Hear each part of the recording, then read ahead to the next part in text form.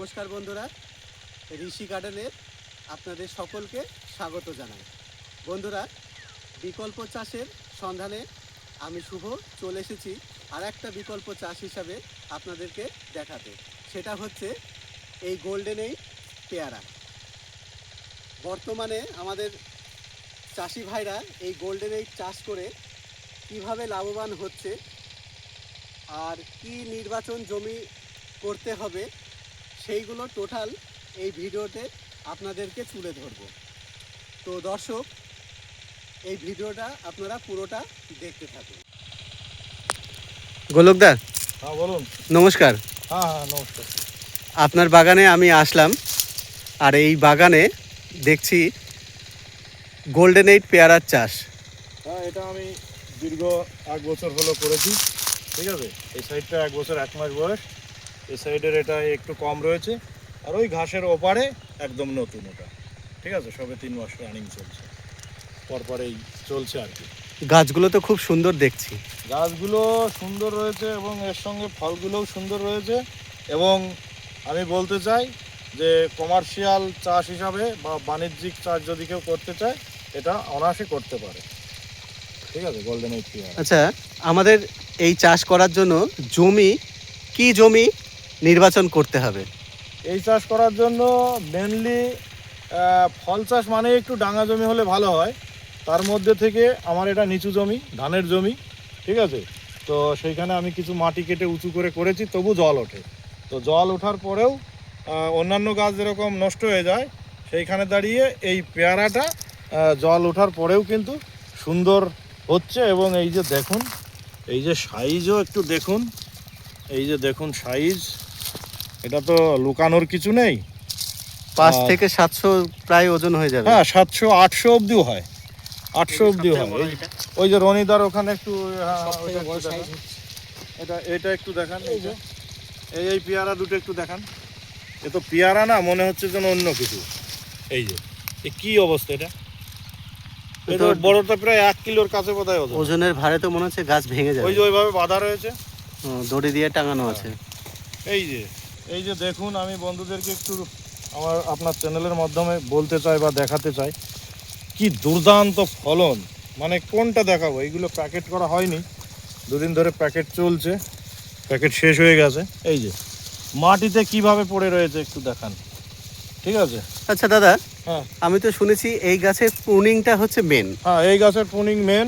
তা চাষি ভাইরা কিভাবে প্রুনিংটা করবে সেটা একটুখানি।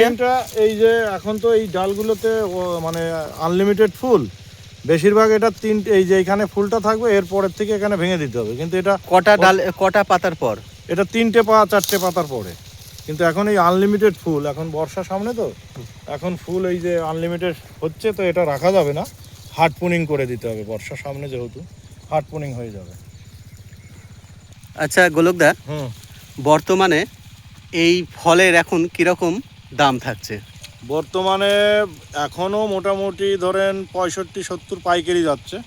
ঠিক আছে, বর্ষায় একটু কমবে। তো বর্ষাকালে তো মেনলি এটা হার্ড পুনিং হয়ে যায়। এটা মেনলি চাষটা হয় শীতে। ঠিক আছে, শীতের 6টা মাস এটা ভরপুর দাম থাকবে, ওই 60 টাকা, 50 টাকা, 70 টাকা এর মধ্যে। ঠিক আছে দাদা, এই গোল্ডেন এইট পেয়ারার আমরা পরিচর্যা কিভাবে করব?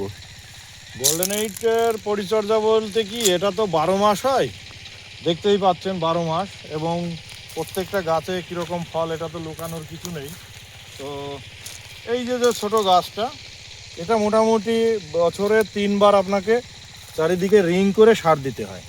আচ্ছা, ঠিক আছে, চাপান সার হিসাবে আপনি কি দিচ্ছেন? চাপান সার হিসাবে মেনলি ওই গোবর সার, হাড় গুঁড়ো, শিংকুচি আর সর্ষের খোল, আর ওর সঙ্গে ইউরিয়া, পটাশ, ফসফেট। ঠিক আছে, এটা মাস্ট। আর ওরকম যখন বড় হয়ে যাবে গাছগুলো, তখন আর চারিদিকে খোঁড়ার কোনো প্রয়োজন নেই, তখন পুরো জমিটায় সার দিয়ে জল দিতে হবে। আর জল সেচটা ঘন ঘন দিতে হবে। আমার যেরকম মাটিটা শুকিয়ে গেছে, এরকম করলে হবে না। ঠিক আছে, জল সেচটা ঘন ঘন রাখতে হবে দিয়ে।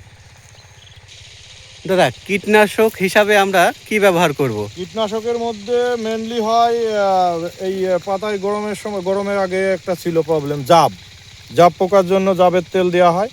আর মেনলি একটা পোকায় পাতা খেয়ে নেয়, হ্যাঁ, এরকম খেয়ে নেয়, যেটা চিবিয়ে খায়, লেদা টাইপের। ওর জন্য যে কোনো লেদার তেল দিলেই হয়ে যায়।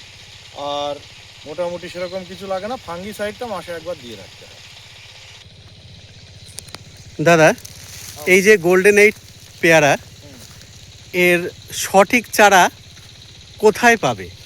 সঠিক চারা বলতে আমি যখন এই গোল্ডেন এইটটা মানে পেয়ারার ভিডিও করতে যাই ওই বাগদার দিকে, তো তখন আমি একটা পেয়ারা খেয়েছিলাম।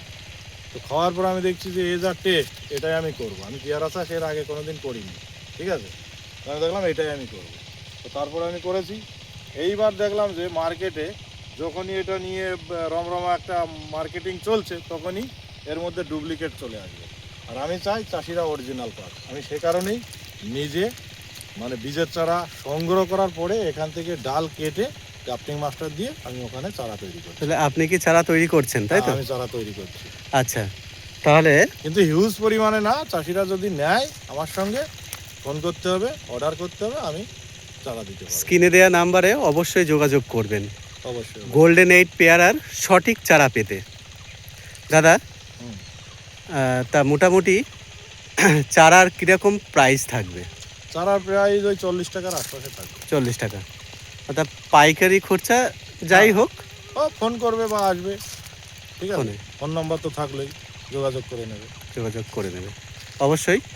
তো বন্ধুরা, আপনারা দেখলেন এই গোল্ডেন এইট পেয়ারার যে বাগান এবং পরিচর্যা কিভাবে কি করতে হয় এবং চারা আপনি কোথায় পাবেন, সমস্ত এই ভিডিওতে দেয়া থাকলো। আপনারা ফোন নাম্বারে গোলকদার সাথে যদি চারার প্রয়োজন হয় অবশ্যই যোগাযোগ করবেন। আর এই ভিডিওটি কেমন লাগলো সেটা অবশ্যই কমেন্টস করে জানাবেন। আজকে আমার সাথেই এসেছে রণদা। তা এই গোল্ডেন এইট পেয়ারার স্বাদ কীরকম সেটা আজকে রণদা এই ফলটা ছিঁড়ে খেয়ে আমাদের সামনে বলবে।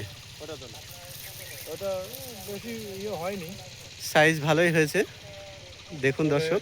কাটার নেই তো, ওখানে গিয়ে কাটবো, ঠিক আছে। ঠিক আছে, আমরা খেয়ে দেখব এর স্বাদটা কীরকম। ঠিক আছে, ঠিক আছে। আচ্ছা, গোল্ডেন এইট পেয়ারার আজকে আমরা কেটে দেখি কীরকম এর টেস্ট। শুরু করো, তুমি শুরু করো। তুমি চেক করে দেখো, হ্যাঁ, খেয়ে কীরকম বলবে। খাসটা কীরকম সেটা দেখো। খুব সুন্দর খেতে, প্রচুর পরিমাণে মিষ্টি আর খেতে খুব সুস্বাদু। মুখে কিছু এইরকম থাকবে না। পেয়ার মানে বাজারে খুব কমই মেলে, খুব সুন্দর খেতে।